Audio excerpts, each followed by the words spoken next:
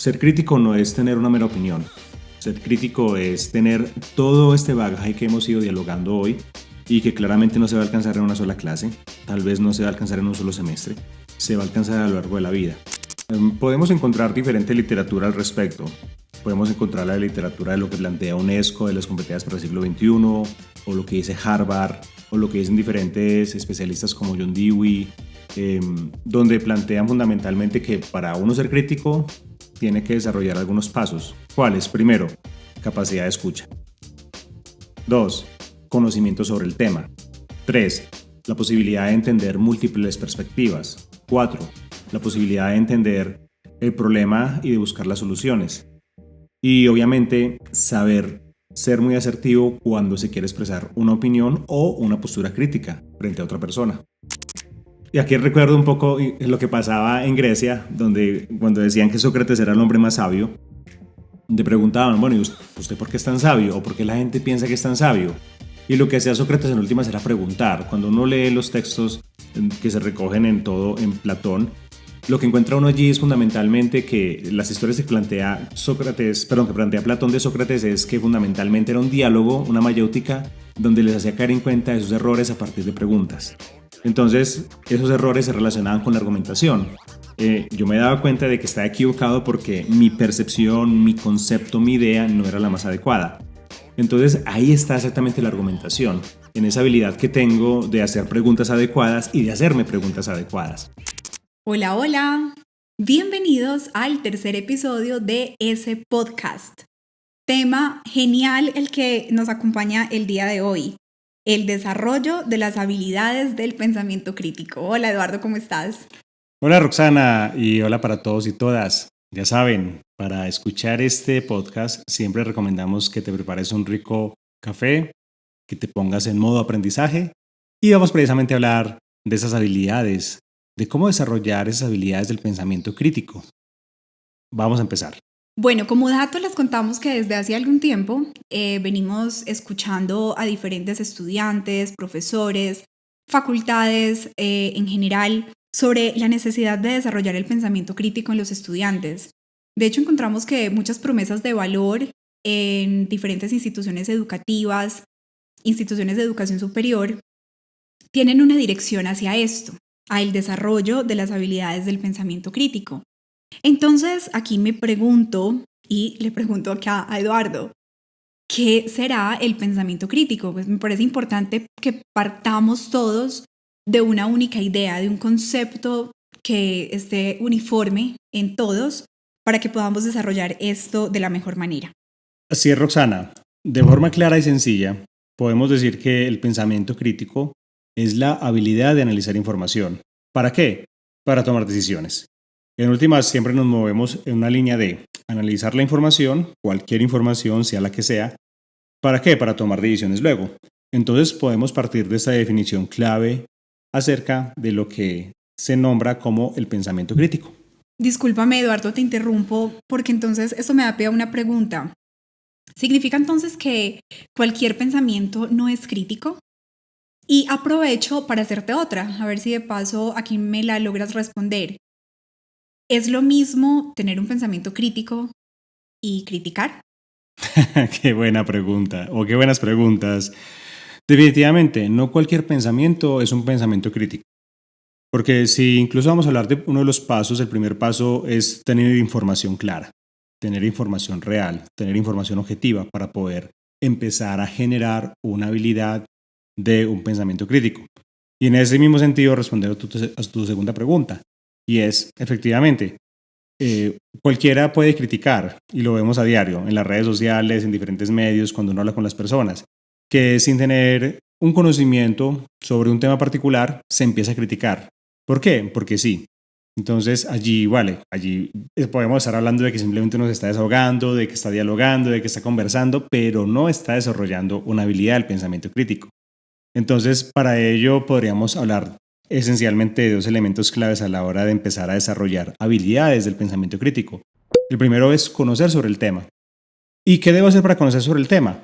Pues posiblemente tengo que buscar opiniones, tengo que contrastar información, tengo que conocer a otras personas y saber lo que piensan y a partir de ello empezar a desarrollar una serie de habilidades que se desarrollan fundamentalmente, se relacionan fundamentalmente con el conocimiento. O sea, primera regla clave, para yo ser un pensador crítico, tengo que conocer sobre el tema. Y si me lo permites, para ampliar un poco más, claro, todos podemos en algún momento de la vida ser criticones, o bueno, seguro lo somos mucho, porque eventualmente no tenemos desarrolladas habilidades para fundamentar nuestro pensamiento y para tener efectivamente una opinión clara, que sea informada y que sea madura. Entonces, en ese sentido, cuando yo lanzo hipótesis sin tener conocimiento o cuando yo simplemente opino con una mera noticia, cuando yo opino con una mera opinión de otra persona, efectivamente puedo llegar a ser criticón, pero no estoy siendo todavía un pensador crítico. De hecho, es muy común que como profesores queramos eso, ¿cierto? Pensemos que los estudiantes van a ser críticos en la medida en la que repiten nuestras críticas, pero eso no es ser crítico. De hecho, ser crítico es construir tus propias opiniones a partir de la información. Y ese es uno de los pasos fundamentales para desarrollar esas habilidades. O sea, no vamos a ser críticos siempre. Siempre que queramos lograr habilidades del pensamiento crítico, tenemos que estar argumentando, buscando información y desarrollando opiniones sólidas con argumentos claros y concretos. Eduardo, para ir generando una línea ordenada y, digamos, una especie de sistema, podría entonces inferir que lo primero es escuchar. ¿Sí? Escuchar, leer, llenarnos y absorber información que luego nos obligue a hacer ejercicios de interpretación. En ese orden de ideas, Eduardo, ¿tú qué opinas acerca del desarrollo de las habilidades de escucha en el ámbito académico? Roxana, tal cual, son fundamentales. De hecho, mira, si la definición que acabamos de brindar es que la habilidad del pensamiento crítico es la habilidad de entender información, de analizar información, lo primero o tal vez lo más importante es la habilidad de escucha. La habilidad de escucha es cuando afinamos nuestros sentidos para recolectar información adecuada de un podcast como este, de un video, de una película, de un documental, o cuando estamos usando otras habilidades, por ejemplo, leyendo un periódico, leyendo una noticia, y a partir de ello empezamos a cargarnos de información. Y luego, ¿qué hacemos con esa información? La empezamos a contrastar, porque no toda la información va a ser cierta, y porque a partir de toda esta información que empezamos a recolectar, empezamos a tener una serie de opiniones que cada vez van a ser mejores. Pero es fundamental que en esa relación con el otro sea capaz de escucharlo y ante cualquier cosa sea capaz de entender lo que me quiere decir. Yo agregaría que más que ser capaz es querer entender al otro, ¿sí? Escuchar atentamente, realmente querer hacerlo. No simplemente ponernos en la posición de, ok, ya tengo una idea preestablecida, voy a defenderla, voy a ponerme en determinada posición y lo digo porque en términos personales, digo, en la vida familiar, en la vida con los amigos y obviamente en el ámbito académico, suele sucedernos mucho. A mí personalmente me ha sucedido muchísimo. No escucho. Creo que escucho, pero en realidad no estoy escuchando. Es decir, esa atención curiosa, esa atención realmente así como cuando uno está viendo una película se va perdiendo. ¿Qué podemos hacer, Eduardo, específicamente en el salón de clases? Si soy un estudiante, si soy un profe, ¿qué puedo hacer para poder empezar a desarrollar esa habilidad de escucha? Porque es que empezamos a hablar del desarrollo del pensamiento crítico, pero lo veo por allá muy grande.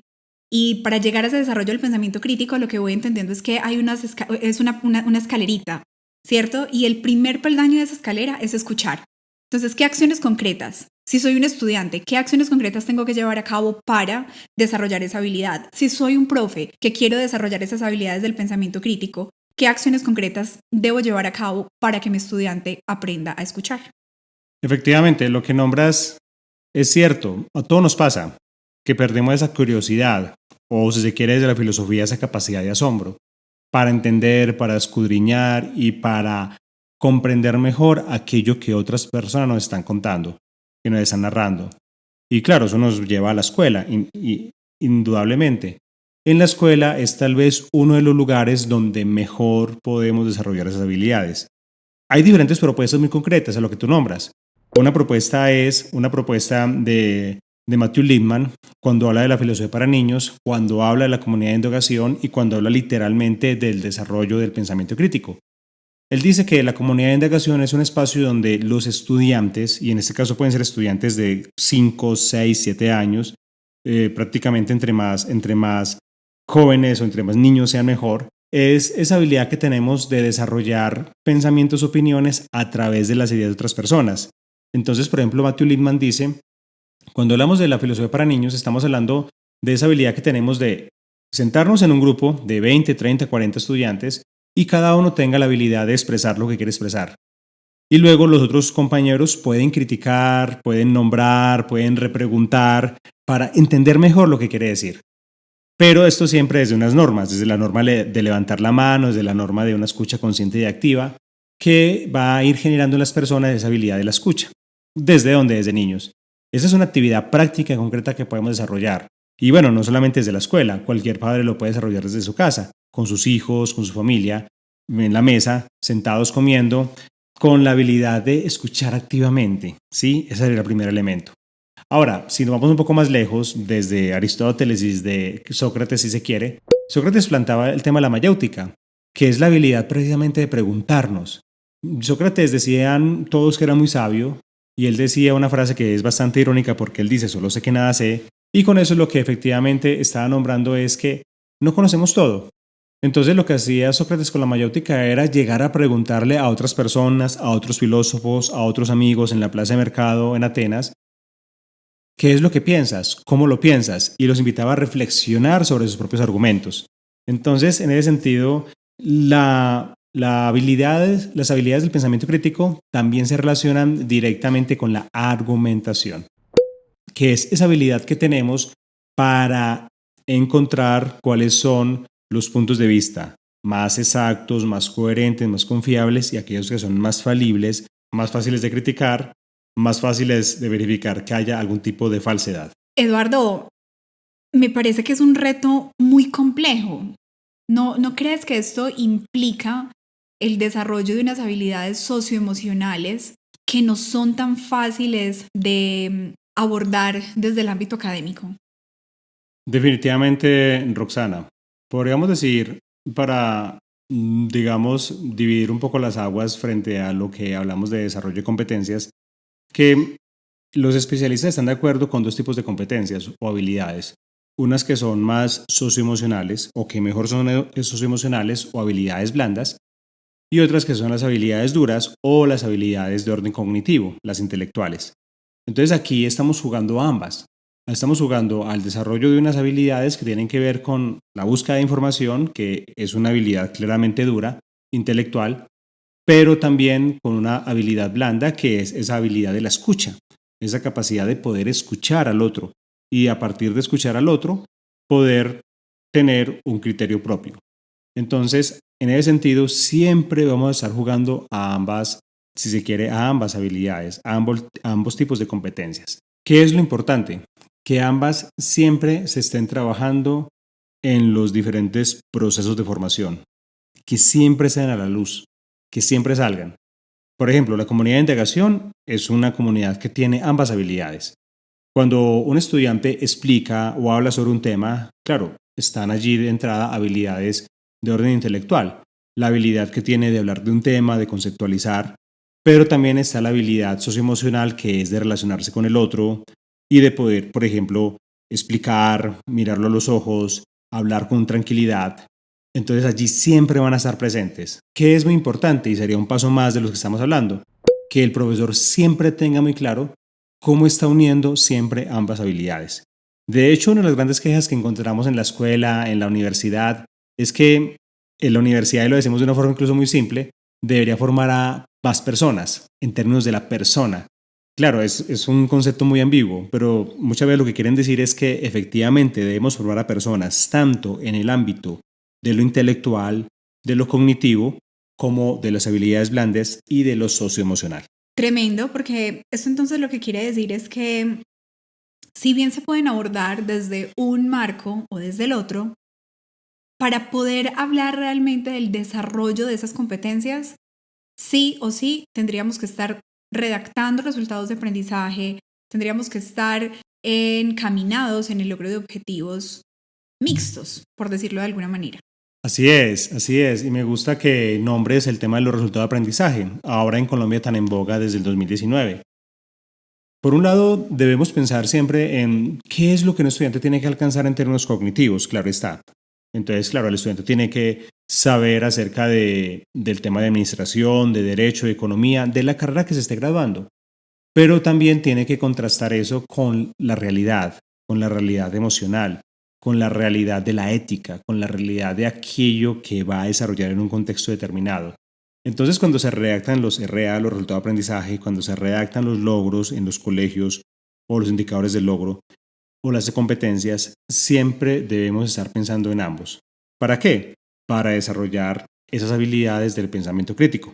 Y que entonces la persona no solamente sea un gran crítico en la medida en la que es capaz de despedazar un argumento, pero por ejemplo que también tenga la capacidad de ser asertivo, que sería otro de los puntos fundamentales. Entonces, cuando una persona es asertiva, tiene la habilidad no solo de entender, ya tiene un conocimiento, de tener una opinión, de haber contrastado información, también tiene la habilidad de saber expresarlo, que es muy importante y que a veces uno nota que eso pasa en el medio, que a una persona a veces le falta esa habilidad en términos de ser más emocional con el otro, de ser más asertivo para expresar mejor aquello que quiere expresar. Empático, creo que sería como la palabra que se podría unir con lo emocional, ¿cierto? Empatizamos con el otro y por tanto respetamos que su posición posiblemente sea diferente a la mía y que yo la vaya a refutar, la vaya a cambiar, pero no necesariamente la destruya o quiera aniquilar al otro simplemente por no estar de acuerdo. Exactamente, de hecho, hace poco recuerdo alguien que decía algo muy interesante también en un podcast, que bueno, es una opinión si se quiere generalizada, no es de alguien particularmente, donde decía, debemos tener claridad de algo y es, todos tenemos el derecho a la opinión en términos de poder expresarnos, pero no todos pensamos que por tener derecho a la opinión, o perdón, no todos debemos pensar que por tener derecho a la opinión, nuestra opinión no va a ser puesta en juicio. Pero ese puesta en juicio tiene que tener mucho cuidado, porque claro, tenemos que ser empáticos, como lo acabas de nombrar. Tenemos que ser asertivos en aquello que estamos diciendo. Y cuando rectificamos aquello que estamos diciendo, buscando la mejor forma de decir, tal vez, posiblemente, lo que vamos a decir va a cambiar. Y eso hace parte de las habilidades críticas. Entonces, pensámoslo de esa manera y hagamos todos el ejercicio. Cuando tenemos mal genio, muy posiblemente lo que vamos a hacer es tener una opinión diferente a cuando no tenemos mal genio. Cuando estamos peleando con alguien, posiblemente lo que diríamos sería muy diferente a cuando no estamos peleando con esa persona. Entonces, la pregunta es, cuando voy a decir algo, ¿estoy siendo empático? Si es así, vamos por buen camino. Interesante. Eduardo, aquí podríamos entonces, creo que ya te metiste en el terreno de el juicio, entonces yo lo traigo como con el concepto de los argumentos. No sé si entonces tenga que ver esto con esta primera escalita, con este primer paso o este primer punto, o va con un punto más adelante de este sistema para el desarrollo de las habilidades del pensamiento crítico. ¿Cuál sigue? Bueno, así es, Roxana. Si nos imaginamos una escalera, ese primer paso del que hemos venido hablando es la habilidad de desarrollar conocimientos, que como lo hemos venido diciendo, para resumir, tiene que ver con la escucha activa, tiene que ver con la lectura, tiene que ver con la información que estoy buscando. Entonces allí las diferentes actividades que los profesores podemos desarrollar con los estudiantes o las tareas mejor que los profesores podemos desarrollar con los estudiantes van a ir en ese primer escalón, que es el del conocimiento. Luego viene la interpretación, que tiene que ver con analizar y contrastar la información de ese primer escalón. En este caso, podemos traer un argumento muy importante, que es el de la UNESCO. En competencias para el siglo XXI, en esos documentos que la UNESCO ha liberado, y el más importante tal vez es el de 2015, plantea que una de las habilidades más importantes para las personas, para los ciudadanos del siglo XXI, es la habilidad de analizar y contrastar información. ¿Por qué? Porque la internet, la televisión, lo que ha generado es que tenemos información como nunca antes la habíamos tenido. Entonces, ahora el problema no es tanto del acceso a la información, sino de cómo puedo analizar y contrastarla para saber cuál es cierta y cuál no. Un ejemplo claro de esto es el tema de las noticias noticias falsas, que son aquellas noticias que se crean y que tienen un daño inmenso en la sociedad y que se crean y las personas la creen tanto que ni siquiera van a buscar si esa información realmente es confiable. Entonces, tengo la información, ¿qué hago? Voy al segundo escalón, la contrasto, la analizo. En ese sentido, y creo que ya lo estabas pensando con preguntas concretas para tareas para los profesores en la clase, es exactamente tener información a la mano y poder contrastarla, poder verificar esa información, qué tan fiable es, qué tan coherente es, qué tan pertinente es, qué tan actualizada es. Esto aplica para todos los momentos de la educación, educación básica primaria, educación básica secundaria, educación básica media y terciaria, o sea, universitaria. Aplica para todos los momentos. En 21 lecciones para el siglo XXI de Yuval Noah Harari se menciona la importancia de contrastar información y él lo pone en el sentido de no quedarse con la primera fuente, que creo que es algo en lo que todos hemos caído en algún momento. Yo he caído en noticias falsas, he escuchado familiares, amigos, gente de en diferentes espacios, no solamente académicos, que se quedan con la primera fuente. Eso plantea un reto muy complejo hoy, cuando estamos en la era de la tecnología, de la inteligencia artificial, en la era de chat GPT. ¿Qué opinas de eso, Eduardo? ¿Qué podemos hacer para darle manejo a esa situación? Porque, claro, desde el planteamiento que nos traes es muy pertinente, pero en la cotidianidad se hace muy difícil porque cada vez hay más volumen de información. Uno de los retos que nos ha traído y que definitivamente tenemos que hablar en ese momento, ChatGPT o ChatGPT, es ese reto de que un estudiante puede traer información que nunca vamos a saber si es propia o si efectivamente la creó esta inteligencia artificial. Entonces, uno de los retos y de las tareas que tenemos en la escuela es que la actividad ya no solamente es importante y calificable, por el solo hecho que el estudiante traiga la tarea. Y aquí hablamos de la argumentación. Y es esa habilidad de que el estudiante sea capaz de expresar de forma concreta, de forma argumentada, con una opinión válida, la información que ha encontrado. Y ese es prácticamente el tercer escalón. Cuando el estudiante entonces interpreta la información, la contrasta y luego está en la clase con nosotros tenemos que pedirle que cree una opinión válida, una opinión exacta. Entonces, el hecho de traer una mera investigación a clase de 1, 2, 3 páginas que pareciera de él no es suficiente. ¿Cómo el estudiante la va a exponer? ¿Cómo la va a argumentar? Y allí podemos volver, porque esos escalones se van a estar moviendo cada vez y relacionándose cada vez, lo vamos a poder relacionar con el primer escalón cuando hablábamos de la comunidad de indagación. Entonces un estudiante puede traer una pequeña investigación, exponerla y sus compañeros van a escucharlo, van a extraer información, van a seguir mejorando esa habilidad, pero además van a empezar a hacerle preguntas de orden de la opinión, van a empezar a argumentar alrededor de lo que él plantea, van a hacerle preguntas claras sobre aquello que él trajo. Entonces ese es el tercer escalón y ese es el otro nivel que tenemos que pensar dentro de las habilidades de el desarrollo del pensamiento crítico. Es muy interesante cómo esto, no sé si de pronto lo has revisado, si has entrelazado la información, pero en la medida en la que vamos avanzando, noto unas semejanzas tremendas con las competencias de la prueba Saber 11 y Saber Pro. Lectura crítica, competencias ciudadanas. Quisiera hablar de estas dos inicialmente porque obviamente estamos hablando de interpretar información, analizar información, recolectar información, que son competencias, digo casi exactas a las 3 competencias que, por ejemplo, en el caso de Saber 11 y Saber Pro se evalúan en las pruebas ICFES. ¿Qué opinas de eso, Eduardo? Porque me parece que podría ser una excelente herramienta para trabajar desde las aulas. Me parece que puede ser una oportunidad.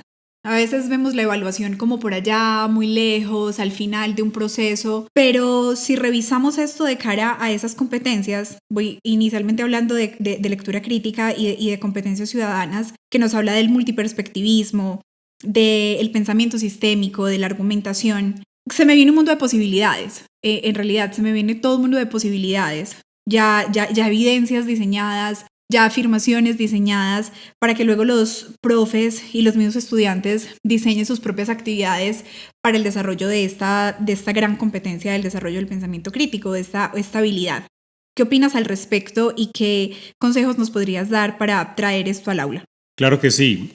En diferentes actividades que podemos desarrollar desde las competencias ciudadanas, por ejemplo, y vamos a dejar aquí en este podcast un link que nos puede llevar a una editorial que tenemos al respecto. Hablamos, por ejemplo, de las competencias ciudadanas. Las competencias ciudadanas, tú lo acabas de nombrar, se plantea la argumentación, el multiperspectivismo, el pensamiento sistémico, como competencias fundamentales para las personas en el siglo XXI. Eso lo plantea el ICFES, claro está. Entonces, mire que se relaciona directamente. El conocimiento es entonces ese primer escalón donde se reflejan las competencias ciudadanas, pero que también se refleja en el paso a paso que estamos nombrando, donde el estudiante recolecta información, digámoslo de esa manera sencilla. Luego, cuando el estudiante tiene la habilidad de desarrollar un multiperspectivismo, es porque tiene la habilidad de entender al otro. Entonces, como lo acabamos de nombrar hace un instante, es esa habilidad de ser asertivo, ¿sí? De comunicarse con el otro, de entenderlo.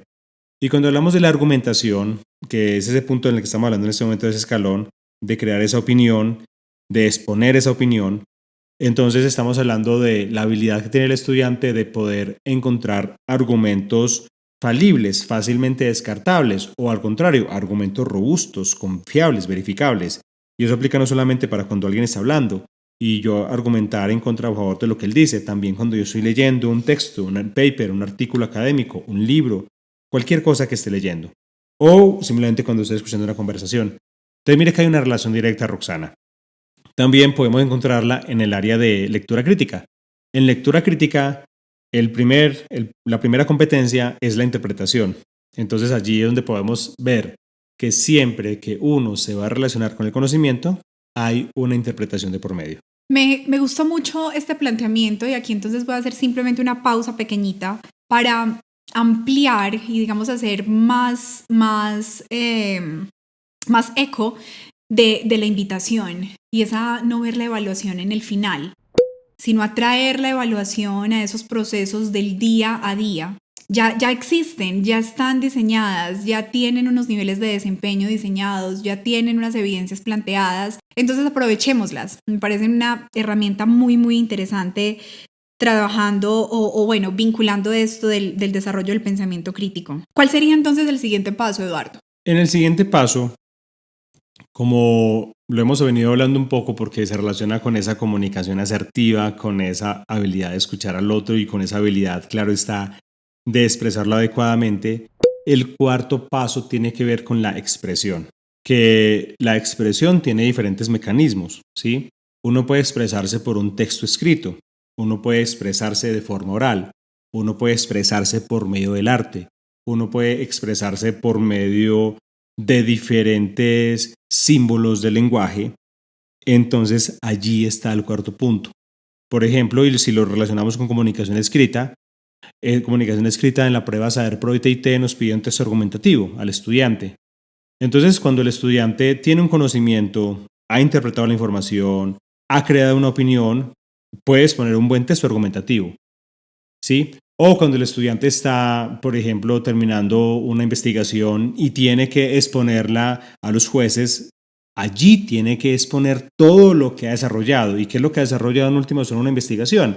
Pues ha buscado información, el estado del arte, la ha interpretado, se ha creado una opinión, ha creado unas conclusiones y luego va a exponérsela a las personas que son especialistas para verificar efectivamente que aquello que yo estoy creando pues tenga una coherencia.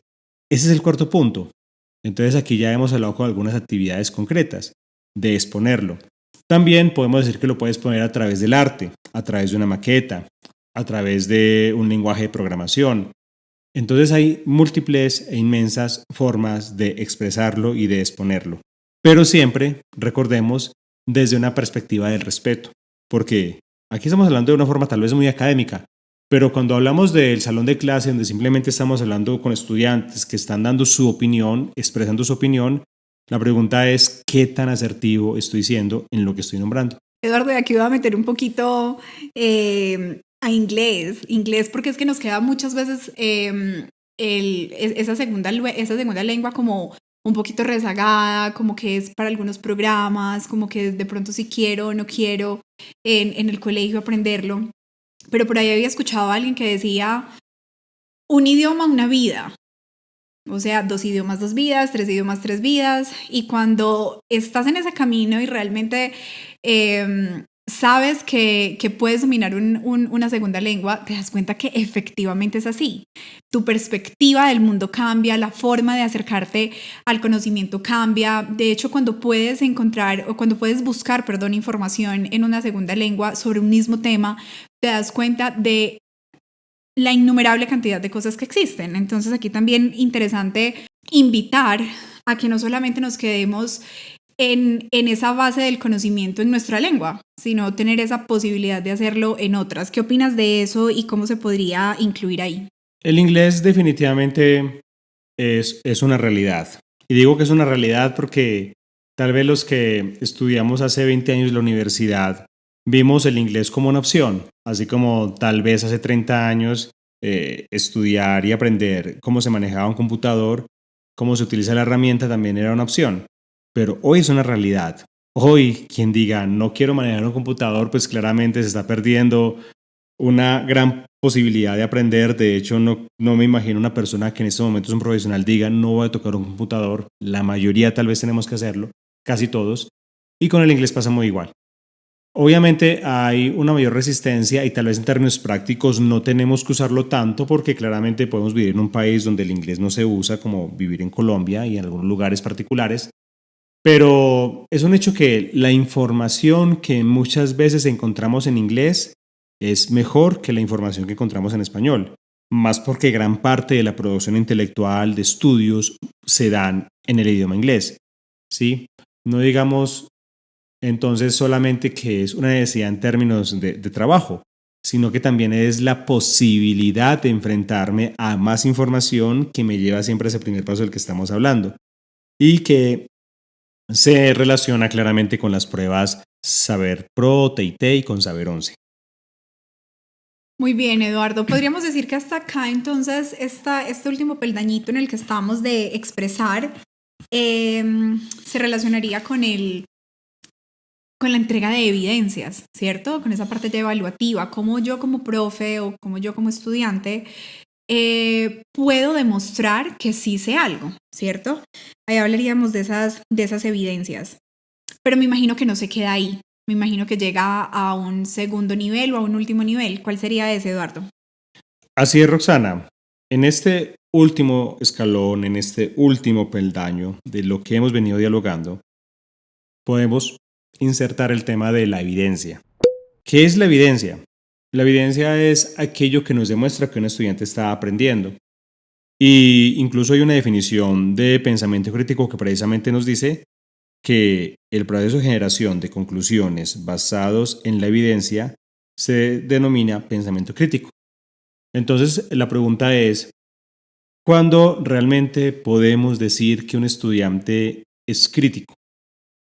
Cuando hay unas evidencias que lo demuestran. Solamente hasta allí. Y esas evidencias se relacionan con ese paso a paso que hemos venido hablando. Ahora, este paso a paso no es exclusivo y entonces es una camisa de fuerza, solamente tiene que usar así.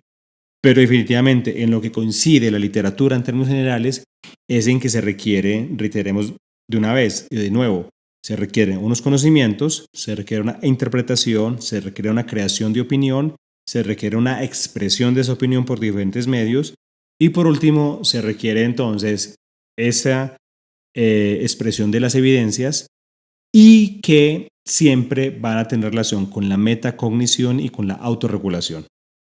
¿Qué quiere decir esto? Que uno no es crítico de una vez y para siempre. Uno siempre va a estar en la dinámica de cada vez estar aprendiendo. ¿Y por qué? Pues muy sencillo. Pensemos de esa manera. ¿Qué ciencia no se ha renovado en los últimos años? ¿Qué concepto no ha cambiado en los últimos años? Entonces, si uno se queda con la idea de que ya pasé el primer escalón y ya sé lo que sé, pues claro, vas a tener opiniones erradas. Pero si te das cuenta que cada vez la información está cambiando, yo tengo que estarme autorregulando, autoevaluando y haciendo un proceso de metacognición para estar siempre reevaluando aquello que sé y cómo lo sé.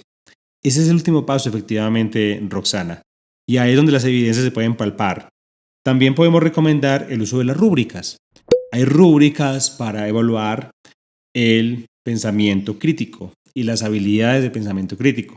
Entonces podemos echar mano de ellas, porque muchas veces se cree que como es pensamiento crítico, entonces cualquier opinión vale, como lo hablábamos hace un instante, y que cualquier punto de vista vale, pero no es así.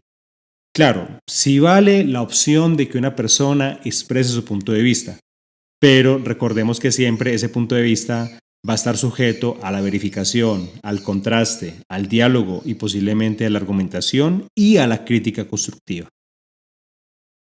Para resumir, entonces, los pasos para el desarrollo del pensamiento crítico que podemos llevar a cabo con nuestros estudiantes o nosotros mismos serían conocimiento, interpretación, creación de opiniones y de argumentos, expresar esas opiniones y esos argumentos, y la metacognición o la autorregulación o autoevaluación que nos permita cambiar de opinión si es necesario. De hecho, y podremos terminar con esto, Aristóteles planteaba algo muy interesante. Aristóteles decía, la doxa, que es la opinión, la tiene cualquiera, pero crear una buena opinión es lo más complejo. Crear un buen pensamiento crítico es lo más complejo, como lo hemos visto. Así que la invitación es, cuando decimos nuestros estudiantes van a ser críticos, van a desarrollar pensamiento crítico, el pensamiento crítico no es que repitan lo que nosotros como profesores muchas veces enseñamos, no, que ellos creen sus propios argumentos, que ellos incluso sean capaces de criticarnos a la altura en lo que decimos y de esa forma vamos a construir un mejor conocimiento. Eso es lo que esperamos. Y también esto no es algo que se genere de la noche a la mañana. Como lo hemos visto, esto posiblemente se va a generar a lo largo de toda la escuela, a lo largo de todo el colegio, a lo largo de toda la universidad. Pero si reconocemos estos pasos, vamos a estar más cerca de educar a personas con un real pensamiento crítico y lograr seguramente una mejor sociedad. Muchas gracias por escucharnos. Esperamos que hayan disfrutado de este episodio tanto como nosotros. Nos vemos en una próxima ocasión.